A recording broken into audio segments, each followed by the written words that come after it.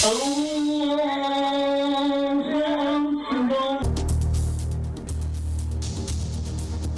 চেষ্টায়ও ফেরানো গেল না শিশু আসিয়াকে। মাগুরায় জানা যায় লাখো মানুষের ঢল, ধর্ষকের ফাঁসি চায় পরিবার। আমার মনে যেরকম ব্লেড দিয়ে কাটছে, গলায় ফাঁস দিয়েছে, ঠিক সেরকম বিচার চাই আমি আপনাদের কাছে। এরকম ফাঁসি দিয়ে যেন ওর মারে।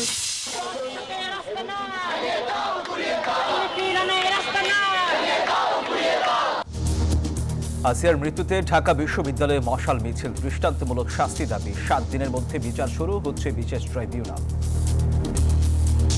ধর্ষণ ও বলাৎকারের দ্রুত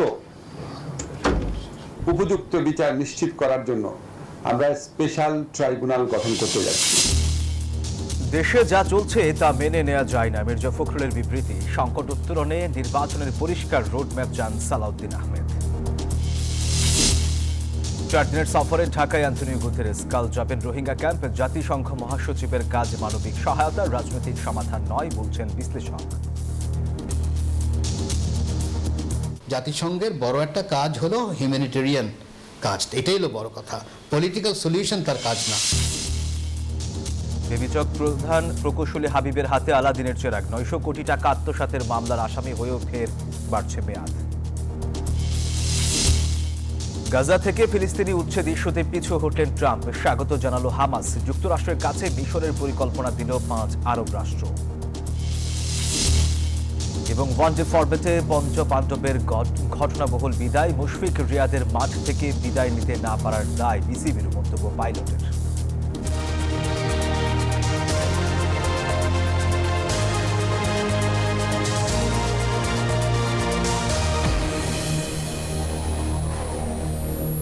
স্বাগত নিউজ 24 সংবাদে আপনাদের সাথে আছি আমি সোহাগ বক্স। দেখছিলেন সংবাদ শিরোনাম, এবার বিস্তারিত। নিভে গেল শিশু আসিয়ার জীবন প্রদীপ। চিকিৎসকদের সব চেষ্টাকে ব্যর্থ করে বৃহস্পতিবার দুপুরে না ফেরার দেশে পাড়ি জমালো মাগুরায় ধর্ষণের শিকার সেই শিশুটি। আসিয়ার মৃত্যুতে শোক জানিয়েছেন প্রধান উপদেষ্টা ডক্টর মোহাম্মদ ইউনূস। শোক প্রকাশ করেছে বাংলাদেশ সেনাবাহিনী। মাগুরায় জানাজার পর নিজ গ্রামে দাফন করা হয় শিশু আসিয়াকে। এর আগে ঢাকা থেকে সেনাবাহিনীর হেলিকপ্টারে আসিয়ার মরদেহ নেওয়া হয় মাগুরায়।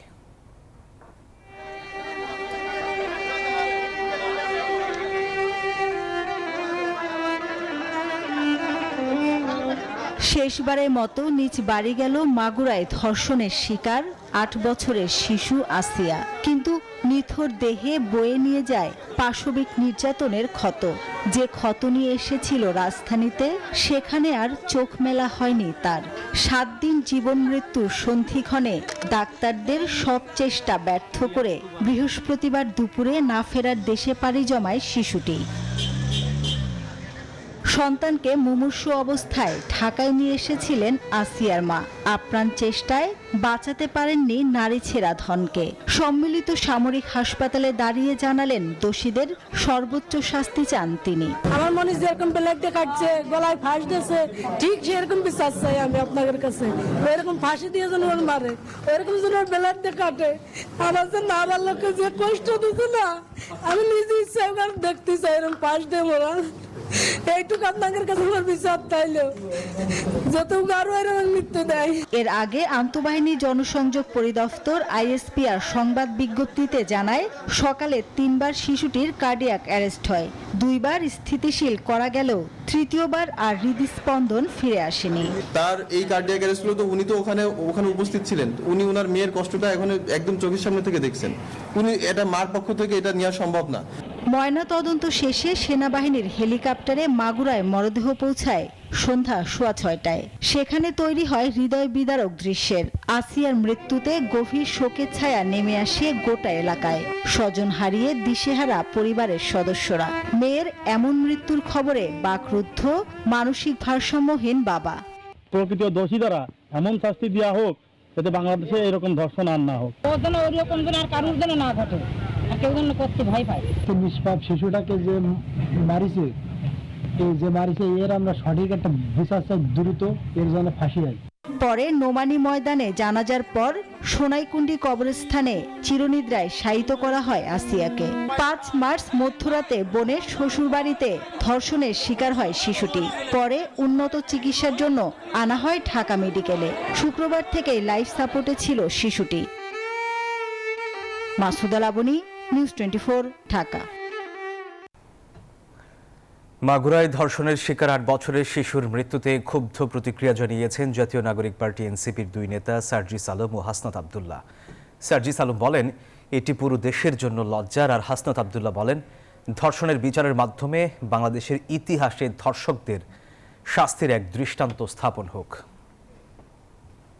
আমরা আমাদের বোন আসিয়াকে হারালাম, মানে এটা শুধু আমাদের জন্য নয়, এটা পুরো বাংলাদেশের জন্য একটা লজ্জা, এবং পুরো বাংলাদেশ আমরা আমাদের বোন আসিয়ার কাছে এটার জন্য ক্ষমা প্রার্থী।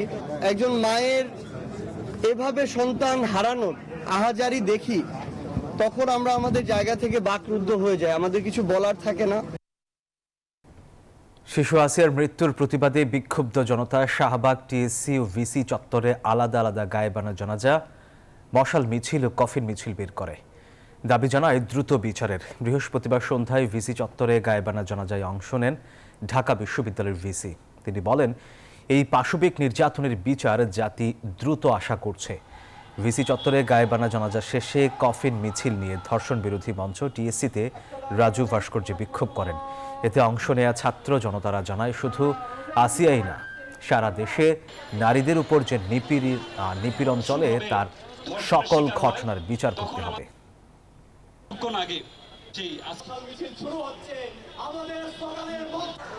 বা এরা মিছিল চলতেছে, শিশু শিকার, শিশু আসিয়া, সেই আসিয়ার বিচারহীনতার যে একটা সংস্কৃতি বাংলাদেশে বিদ্যমান, এবং দিনের পর দিন আমরা কিন্তু এই ধর্ষণের মতো ঘটনা কিন্তু আমরা প্রত্যেকদিন নিউজ পেপার খুললে কিন্তু আমরা দেখি, কিন্তু আমরা কখনোই আমরা এগুলোর যে একটা দৃষ্টান্তমূলক শাস্তি সেগুলো কিন্তু আমরা বাংলাদেশে নিশ্চিত হয়নি। আমরা যদি ধর্ষণটাকে যদি আলাদা একটা সেল গঠন করে যদি আইনের আওতায় আনি, তাহলে মনে হয় ধর্ষণের যে একটা প্রকৃত যে বিচার সেটা বাংলাদেশের মানুষ দেখতে পাবে। আইনের প্রয়োগের প্রক্রিয়া শুরু হয়েছে, সেটি দ্রুততম সময়ে শেষ হোক। বিচারের ফলাফল আমরা দ্রুততম সময়ে পুরো জাতি আশা করছে দেখব বলে। মাগুরায় শিশুকে ধর্ষণ ও হত্যা মামলার বিচার আগামী 7 দিনের মধ্যে শুরু হবে বলে জানিয়েছেন আইন উপদেষ্টা আসিফ নজরুল। সচিবালয়ে জরুরি সংবাদ সম্মেলনে তিনি জানান, অতি দ্রুত সময়ে শেষ হবে এই বিচার কাজ। এদিকে সোমবারের মধ্যে ধর্ষণ বিরোধী নারী শিশু নির্যাতন দমন সংশোধন আইনের অধ্যাদেশ হবে, যার আলোকে বিশেষ ট্রাইব্যুনাল গঠন করে শিশু ধর্ষণ এবং বলাৎকারের বিচার করা হবে।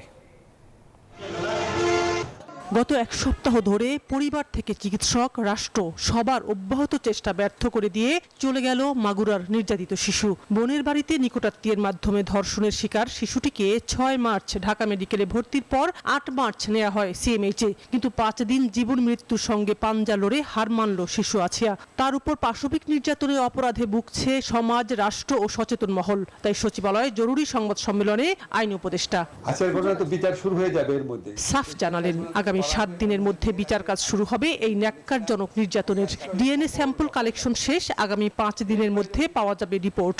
এরই মধ্যে অভিযুক্ত 12-13 জনের 161 ধারায় স্টেটমেন্ট নেওয়া হয়েছে বলেও জানান আসিফ নজরুল। আমরা আশা করছি 7 দিনের মধ্যে বিচার কাজ শুরু হবে। অতীতে বিচার কাজ শুরু হয়ে ধর্ষণের মামলা 7-8 দিনের মধ্যে বিচার কাজ শেষ হওয়ার নজির আছে অব্যাহত শুনানির মাধ্যমে। আমাদের বিচারক ওনারা সর্বোচ্চ দ্রুততার সাথে ন্যায় বিচার নিশ্চিত করেই বিচার করতে পারবেন, কারণ এখানে এত পারিপার্শ্বিক, এত সাক্ষ্য রয়েছে। খুব দ্রুততম সময়ে এই মামলার বিচার হবে এবং ইনশাআল্লাহ দোষী সাব্যস্ত হলে দৃষ্টান্তমূলক শাস্তি হবে।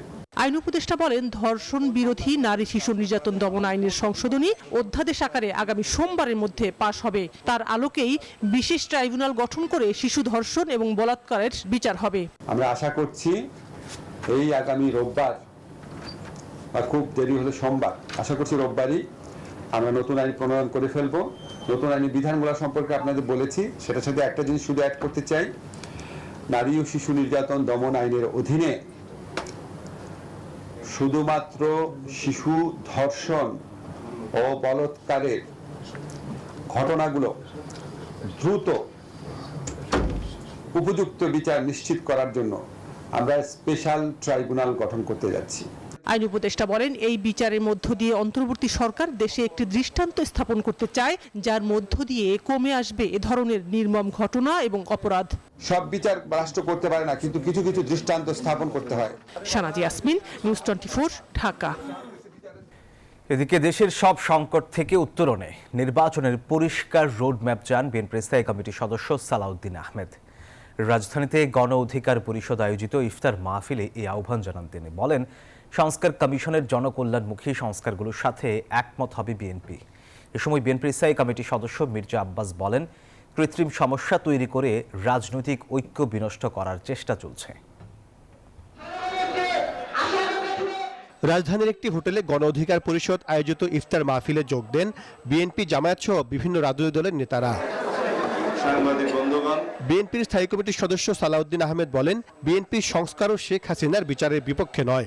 দেশের সংকট উত্তরণেই চলতি বছরের মধ্যেই নির্বাচন চায় দলটি। এই সংস্কার আলাপ আলোচনা প্রস্তাব গ্রহণ করা এগুলো চলতে থাকবে, কিন্তু আমাদেরকে জাতীয় সংসদ নির্বাচনের জন্য একটি সিদ্ধান্ত নিতে হবে। সেই জন্য আমরা রোড ম্যাপ চাই। সেই রোড ম্যাপের প্রত্যাশা আমরা করেছি, বাংলাদেশের জনগণ করে। প্রধান উপদেষ্টার কাছে আমরা সেই বিষয়ে আমাদের সমস্ত আর্জি আমরা আলাপ আলোচনা করেছি। তিনি আমাদেরকে আশ্বস্ত করেছেন। শুধু একটি মাত্র বিষয় আমরা পরিষ্কার হতে চাই, তা হলো মাননীয় প্রধান উপদেষ্টা খুব শিগগিরই জনগণের চাহিদা অনুযায়ী জাতীয় সংসদ নির্বাচনের জন্য একটি পরিষ্কার রোডম্যাপ প্রদান করবেন। অনুষ্ঠানে বিএনপির স্থায়ী কমিটির সদস্য মির্জা আব্বাস বলেন, কৃত্রিম সংকট তৈরি করে জাতীয় ঐক্য বিনষ্ট করলে দেশের জন্যই ক্ষতিকর হবে। কৃত্রিমভাবে অসুবিধার সৃষ্টি করা হচ্ছে, চেষ্টা করা হচ্ছে। বিভিন্ন দল একে অপরের দিকে কথা বলছে, তারা জুটছে।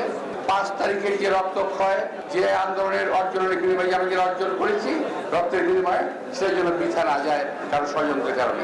এদিকে জাতীয় প্রেস ক্লাবের সামনে এক অবস্থান কর্মসূচিতে বিএনপি চেয়ারপারসনের উপদেষ্টা জয়নুল আবদীন ফারুক বলেন, কোনো অজুহাতেই জাতীয় নির্বাচনের আগে স্থানীয় নির্বাচন করা যাবে না।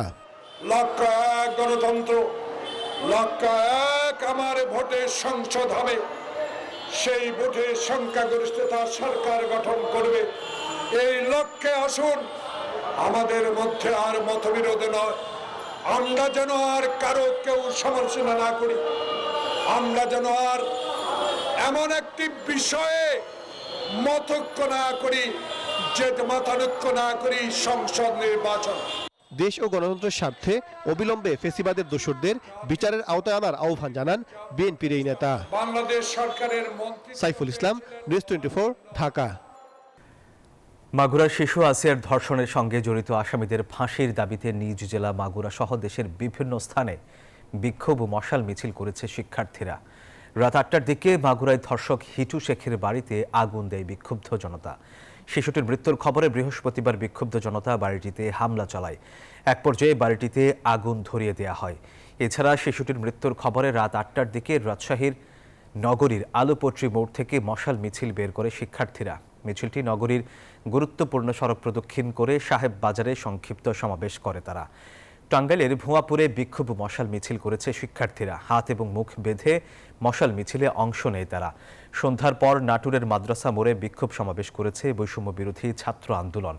এছাড়া সমাবেশ হয়েছে বগুড়ায় আর নারায়ণগঞ্জ চাষারা কেন্দ্রীয় শহীদ মিনার থেকে কাফনের কাপড় পরে মিছিল করেছে শিক্ষার্থীরা। 4 দিনের সফরে ঢাকায় এসেছেন জাতিসংঘ মহাসচিব অ্যান্টনিও গুতেরেস। সফরে আলোচনার কেন্দ্রে রোহিঙ্গাদের জন্য আন্তর্জাতিক সহায়তা ইস্যু।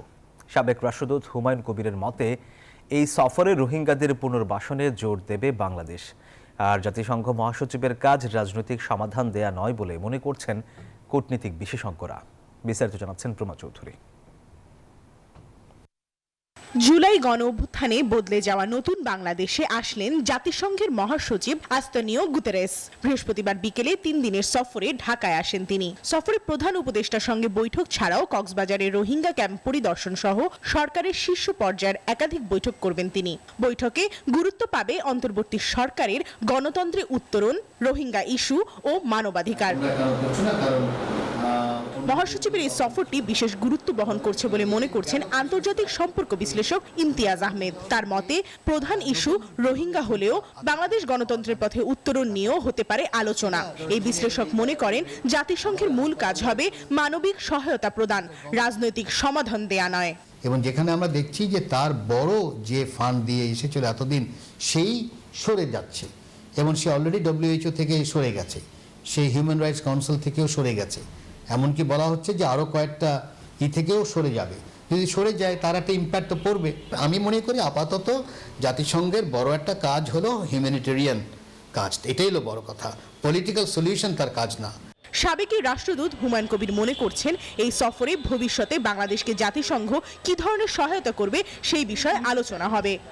ব্যবস্থা বা ট্রানজিশন যেটাকে আমরা বলি সেটা কেমন চলছে, কি পরিকল্পনা নিয়ে আমরা যাচ্ছি, জাতিসংঘ আমাদের সাথে কাজ করছে, ভবিষ্যতে তারা কি ধরনের সহযোগিতা দিতে পারে, এই বিষয়গুলোর একটা মোটামুটি। এই দুই বিশ্লেষক মনে করেন রোহিঙ্গা নিয়ে এই মুহূর্তে 3 ধরনের জটিলতা রয়েছে। যুক্তরাষ্ট্র বলছে যে লাইফ সেভিং যেটা সেগুলো তারা চালিয়ে যাবে, কিন্তু লাইফ সেভিংয়ের বাইরেও তো অনেক কিছু আছে। তো সেই জায়গায় গ্যাপটা আমি মনে করি এই সফরে বড় আকারেই আলোচনা করা দরকার। সফরে রোহিঙ্গা ইস্যু গুরুত্ব পেলেও সংস্কার ও আগামী নির্বাচন ইস্যুতে জাতিসংঘ মহাসচিব ঐক্যমতের বিষয়টিও গুরুত্ব পাবে বলে ধারণা করছেন আন্তর্জাতিক এই বিশ্লেষকরা। প্রমা চৌধুরী, নিউজ 24, ঢাকা। আগামীকাল কক্সবাজারের উখিয়া রোহিঙ্গা ক্যাম্প পরিদর্শন এবং 1 লাখ রোহিঙ্গার সাথে ইফতারে অংশ নেবেন জাতিসংঘ মহাসচিব অ্যান্টনিও গুতেরেস এবং প্রধান উপদেষ্টা ডক্টর মোহাম্মদ ইউনূস। তাদের আগমনে আশায় বুক বেঁধেছেন রোহিঙ্গারা, বলতে চান মনের কথা, ফিরতে চান স্বদেশে। নিশ্ছিদ্র নিরাপত্তায় ঢেকে ফেলা হয়েছে কক্সবাজার বিমানবন্দর থেকে পুরো রোহিঙ্গা ক্যাম্প এলাকা। ইরফানুল হাসানের প্রতিবেদনে বিস্তারিত। অন্তর্বর্তীকালীন সরকারের দায়িত্ব নেয়ার পর প্রথমবারের মতো প্রধান উপদেষ্টা ডক্টর মোহাম্মদ ইউনূস কক্সবাজার আসছেন। বিশ্বের বৃহৎ আশ্রয় শিবির উখিয়া টেকনাফের রোহিঙ্গা ক্যাম্প পরিদর্শনে জাতিসংঘের মহাসচিব আন্তনিও গুতেরেসকে নিয়ে শুক্রবার তিনি পর্যটন শহরটিতে আসছেন। পরিদর্শন করবেন 18 নম্বর রোহিঙ্গা ক্যাম্পের লার্নিং সেন্টার, রোহিঙ্গা সাংস্কৃতিক স্মৃতি কেন্দ্র এবং আন্তর্জাতিক সংস্থাগুলোর সেবা ও ত্রাণ বিতরণ কেন্দ্র। তাদের আগমনকে কেন্দ্র করে নতুন করে সেজেছে পরিদর্শনের স্থানগুলো। 1 লাখ রোহিঙ্গার সঙ্গে ইফতারে যোগ দিবেন 2 নেতা। এদিকে রোহিঙ্গা ক্যাম্পে তাদের আগমনে খাদ্য সমস্যা ও প্রত্যাবাসনের স্বপ্ন দেখছেন রোহিঙ্গারা। আরেকটা বেশি খুশি তাম হান্নাম বলে হইতে গেলে আর রোহিঙ্গার রাইট নিজের রাইটটা লইরে আর একটা নেটিভ কান্ট্রি আছে আর দেশে আমাদের আর ওয়াফেজ দেবলা চাই। তবে কক্সবাজারের আইনশৃঙ্খলা পরিস্থিতি স্বাভাবিক রাখতে দ্রুত রোহিঙ্গা প্রত্যাবাসন চান স্থানীয়রা। বাংলাদেশকে বাঁচাতে হলে আমাদের দ্রুত প্রত্যাবাসন প্রয়োজন এবং না হলে আমাদের জীবন সঞ্চয় রয়েছে বলে আমরা মনে করি। আমরা চাই একটি আন্তর্জাতিকভাবে এই রোহিঙ্গা ক্যাম্পের একটি সমাধান সৃষ্টি করে তাদের এখান থেকে সরানোর ব্যবস্থা করা হোক। এদিকে জাতিসংঘ মহাসচিব ও প্রধান উপদেষ্টার আগমনকে কেন্দ্র করে কক্সবাজার শহর থেকে রোহিঙ্গা ক্যাম্প পর্যন্ত সব পয়েন্টে জোরদার করা হয়েছে নিরাপত্তা তদারকিতে সেনাবাহিনীর সাথে রয়েছে পুলিশ, APBN, শরণার্থী ত্রাণ ও প্রত্যাবাসন কমিশন এবং জেলা প্রশাসন। জেলা পুলিশের পক্ষ থেকে আমাদের জেলা পুলিশ এবং বাহিনীর ফোর্স প্রায় 1000 পুলিশ দিয়ে আমাদের নিরাপত্তা পরিকল্পনা সাজানো হয়েছে 4 স্তর বিশিষ্ট। শরণার্থী ত্রাণ ও প্রত্যাবাসন কমিশনার বলছেন এই সফর রোহিঙ্গাদের দেশে ফিরে যেতে অনুপ্রেরণা যোগাবে। রোহিঙ্গাদের মনে এই বিষয়ে কনফিডেন্স তৈরি হবে যে তারা তাদের মাতৃভূমিতে ফিরে যাওয়ার ক্ষেত্রে সাহস ফিরে পাবে। এখানকার রোহিঙ্গারা যে 8 বছর ধরে ক্যাম্পে বসবাস করছে তারাও ফিরে যাবে বলে আমাদের বিশ্বাস। রোহিঙ্গাদের জন্য বিদেশি সাহায্য কমে যাওয়া এবং আন্তর্জাতিক আদালতে রোহিঙ্গাদের উপর পরিচালিত জাতিগত নিধন ও গণহত্যার বিচার এবং প্রত্যাবাসনের মতো ইস্যু এই সফরকালে প্রাধান্য পাবে বলে ধারণা করছেন সংশ্লিষ্টরা। ইরফানুল হাসান, নিউজ 24, কক্সবাজার। প্রধান উপদেষ্টার সাথে জাতিসংঘ মহাসচিব অ্যান্টনিও গুতেরেসের বৈঠকে সীমান্ত হত্যা শূন্যে নামিয়ে আনতে BSF-এর প্রতি জোর আহ্বান জানানো হবে। বৃহস্পতিবার পররাষ্ট্র মন্ত্রণালয়ের সাপ্তাহিক ব্রিফিংয়ে এসব কথা জানান পররাষ্ট্র মন্ত্রণালয়ের মহাপরিচালক রফিকুল আলম। মাননীয় প্রধান উপদেষ্টা ও জাতিসংঘের সেক্রেটারি জেনারেলের মধ্যে বৈঠক অনুষ্ঠিত হবে। রোহিঙ্গা সমস্যা ও সমাধান সংক্রান্ত বিষয়ে বাংলাদেশের সাথে জাতিসংঘের সহযোগিতা এবং বৈশ্বিক ও আঞ্চলিক গুরুত্বপূর্ণ বিষয়সমূহ আলোচনায় স্থান পাবে বলে ধারণা করা যাচ্ছে। দুপুরে তিনি কক্সবাজারে রোহিঙ্গা ক্যাম্প পরিদর্শন করবেন। এরপর তিনি মাননীয় প্রধান উপদেষ্টা কর্তৃক আয়োজিত ইফতারে অংশ নেবেন এবং রাতে ঢাকায় ফিরে আসবেন। 15 মার্চ সকালে জাতিসংঘের কমন প্রিমাইসে একটি ফটো এক্সিবিশন তিনি পরিদর্শন করবেন। সময় হলো একটা বিরতির, সাথেই থাকুন। আবার স্বাগত সংবাদে। হাজারো মানুষের ভালোবাসায় শেষ বিদায় নিলেন বরেণ্য শিল্পপতি এপেক্স গ্রুপের প্রতিষ্ঠাতা চেয়ারম্যান ও সাবেক তত্ত্বাবধায়ক সরকারের উপদেষ্টা সৈয়দ মঞ্জুর ইলাহি। প্রথমে ইস্ট ওয়েস্ট ইউনিভার্সিটি এবং পরে গুলশানের আজাদ মসজিদে জানাজা শেষে তাকে বনানী কবরস্থানে দাফন করা হয়। গেল বুধবার সিঙ্গাপুরের একটি হাসপাতালে চিকিৎসাধীন অবস্থায় শেষ নিঃশ্বাস ত্যাগ করেন সৈয়দ মঞ্জুর ইলাহি। মৃত্যুকালে তার বয়স হয়েছিল 83 বছর।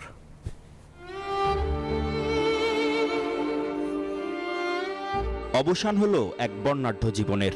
হাজারো মানুষকে অশ্রুসিক্ত করে চিরবিদায় নিলেন দেশের অন্যতম বৃহৎ অ্যাপেক্স গ্রুপের প্রতিষ্ঠাতা, দেশের শীর্ষস্থানীয় শিল্পপতি ও সাবেক তত্ত্বাবধায়ক সরকারের উপদেষ্টা সৈয়দ মঞ্জুর ইলাহি।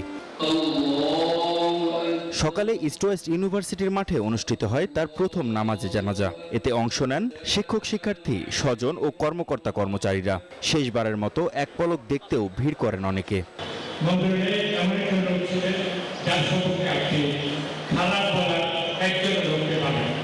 বাবা সৈয়দ মঞ্জুর এলাহির স্মৃতিচারণ করেন ছেলে সৈয়দ নাসিম মঞ্জুর। পরিবারের পক্ষে দোয়া চান সবার কাছে। আমার আব্বার জন্য সবসময় বলতেন যে মানুষ তোমাকে মনে রাখবে তোমার কয়টা গাড়ি, কয়টা বাড়ি, কত টাকা, সেটা না ব্যবহার দিয়ে। উনি চেষ্টা করেছিলেন সেটা আমাদের মধ্যে, সবার মধ্যে ছড়িয়ে দিতে। এরপর গুলশানের আজাদ মসজিদে অনুষ্ঠিত হয় মরহুমের দ্বিতীয় জানাজা।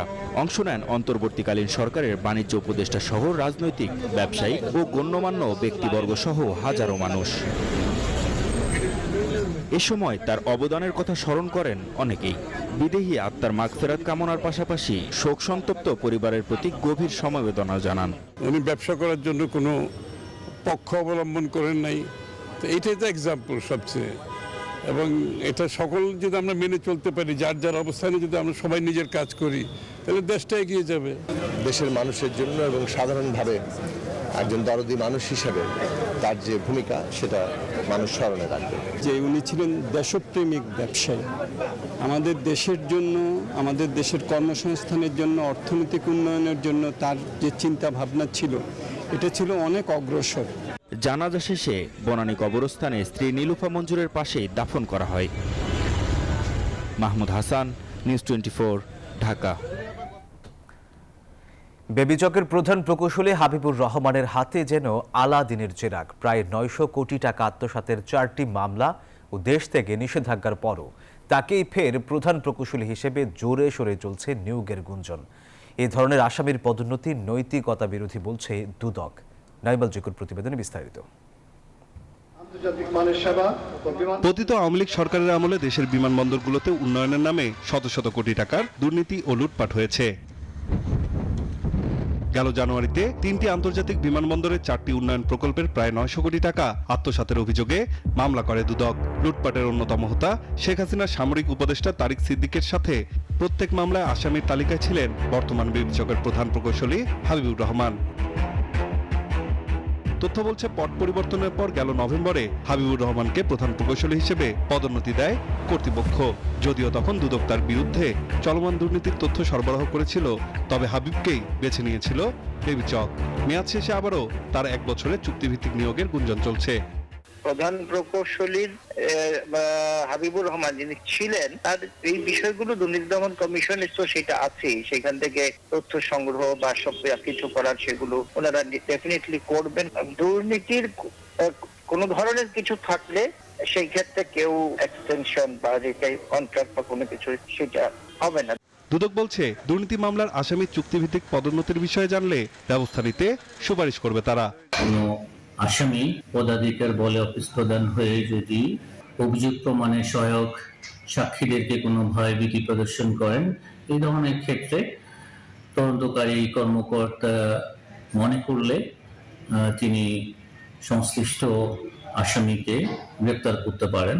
গেল 23শে ফেব্রুয়ারি হাবিবুর রহমানের বিরুদ্ধে বিভাগীয় ব্যবস্থা নিতে রুল জারি করে হাইকোর্ট। ইতোমধ্যে দুদকের মামলায় তাকে দেশ ত্যাগে নিষেধাজ্ঞা দেওয়া হয়েছে। নাইন আলজিকো, নিউজ 24, ঢাকা। সময় হলো আরও একটা বিরতির, সাথেই থাকুন। আবার স্বাগত। এবার জানাবো অর্থ বাণিজ্য সংবাদ।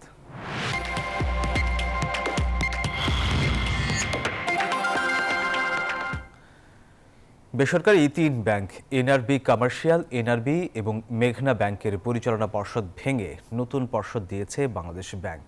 কেন্দ্রীয় ব্যাংকের সহকারী মুখপাত্র জানান, ব্যাংকগুলোর আর্থিক দিক থেকে ভালো থাকলেও এর পরিচালনা পর্ষদ ছিল অকার্যকর। জানান, এসব ব্যাংকের বেশিরভাগ পরিচালক সদস্যরা বিদেশে অবস্থান করছেন। এছাড়া দেশে যারা রয়েছেন তাদের কয়েকজনের নামে দুদকে মামলা চলমান।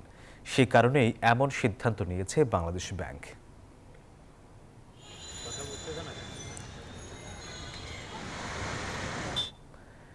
এবারে আন্তর্জাতিক প্রসঙ্গ।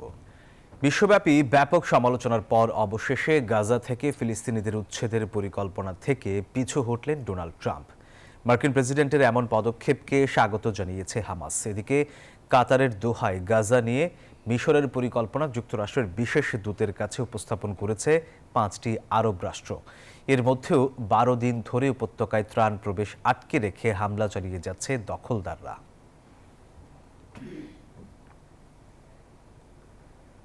সময় হলো আরও একটা বিরতির, সাথেই থাকুন। আবার স্বাগত। এবার জানাবো খেলার সংবাদ। বাংলাদেশ ক্রিকেটের সোনালী সময়ের সাক্ষী পঞ্চপাণ্ডব একে একে বিদায় নিচ্ছেন আন্তর্জাতিক ক্রিকেট থেকে। কিন্তু মাঠ থেকে শেষবারের মতো বিদায় নেওয়ার সুযোগ কি তারা পেয়েছেন? সাবেক অধিনায়ক খালেদ মাসুদ পাইলট বলছেন, ক্রিকেট বোর্ডের পরিকল্পনার অভাবেই মাঠ থেকে আনুষ্ঠানিক বিদায় নিতে পারছেন না দেশের সিনিয়র ক্রিকেটাররা।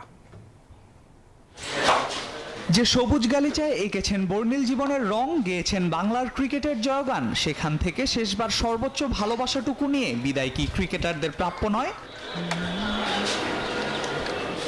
বাংলার ক্রিকেটের সবচেয়ে ভালো সময়গুলো এসেছিল পঞ্চপাণ্ডবের হাত ধরে। প্রচণ্ড আলোচনা সমালোচনার পরেও লাল সবুজের পতাকার পরিচিতি বাড়িয়েছেন বিশ্বের দরবারে। একে একে আন্তর্জাতিক ক্রিকেটকে বিদায় জানিয়েছেন মাশরাফি থেকে শুরু করে তামিম ইকবাল, মুশফিকুর রহিম। তবে টেস্ট ক্রিকেটটা চালিয়ে যাবেন মুশি। আর সর্বশেষ আন্তর্জাতিক ক্রিকেটকে বিদায় জানিয়ে দিয়েছেন মাহমুদুল্লাহ রিয়াদ। সাকিব আল হাসান ভারতের মাটিতে টি-20 থেকে অবসর নিলেও দেশের মাটিতে ওয়ানডে আর টেস্ট ক্রিকেট থেকে অবসরের ইচ্ছা প্রকাশ করেছিলেন। তবে রাজনৈতিক কারণে সেই ইচ্ছা আপাতত পূরণ হচ্ছে না বিশ্বসেরা অলরাউন্ডারের। দেশের ক্রিকেটকে যারা বিশ্বের দরবারে নিয়ে গেছে অনন্য উচ্চতায়, সেই ক্রিকেটাররাই মাঠ থেকে অবসর না নিতে পারার দায় ক্রিকেট বোর্ডের, বলছেন সাবেক অধিনায়ক খালেদ মাসুদ পাইলট। 100% আমি বোর্ড ম্যানেজমেন্টের দোষ দেব। একটা হচ্ছে প্লেয়ারদেরও তো কিছু থাকে যে প্লেয়ারকে নিজেকে বুঝতে হবে। প্লেয়ার এখানে বুঝতে পারছে না, বিকজ প্লেয়ারকে তো কেউ পুশ করছে না। পিছন থেকে পারফর্মাররা এসে যে পুশ করবে, যেটা আমি বলছিলাম, সেই পুশটার জন্য প্লেয়াররা চাচ্ছিল যে আরেকটু খেলি। আমি তো এনজয় করছি, আমি রান করছি। যারা টিম সাথে তারা কিন্তু ধরেন সিলেকশন কমিটি, তারা কিন্তু 30-40টা প্লেয়ারকে নিয়ে চিন্তা করে বাংলাদেশ টিমে দেখে। বোর্ড যদি সময় মতো বিকল্প ক্রিকেটার তৈরি করতে পারতো তাহলে সিনিয়র ক্রিকেটাররা অনেক আগেই সরে দাঁড়াতেন বলে মনে করেন পাইলট। পঞ্চপাণ্ডবের যারা অনেকে অফিসিয়ালি হয়তো সরে গেছেন, অফিসিয়ালি আনঅফিসিয়ালি হয়তো সরে গেছেন, কিন্তু আমার মনে হয় যে ইনারা হয়তো আরো 3-4 বছর আগে হয়তো সরে যেতেন যদি আমাদের পিছন থেকে যদি কেউ প্লেয়াররা যদি পুশ করতেন পারফরমেন্স দিয়ে। সেই পুশটা কিন্তু কখনোই ছিল না। যার শুরু আছে শেষটা তার অনিবার্য। তবে যাদের হাত ধরে ক্রিকেটে এসেছে সাফল্য, তারা তো আশা করতেই পারে মাঠ থেকে বিদায়ের। আল মাহমুদ ফাহিম, নিউজ 24, ঢাকা। দর্শক, আর এই ছিল সংবাদে। ধন্যবাদ সবাইকে।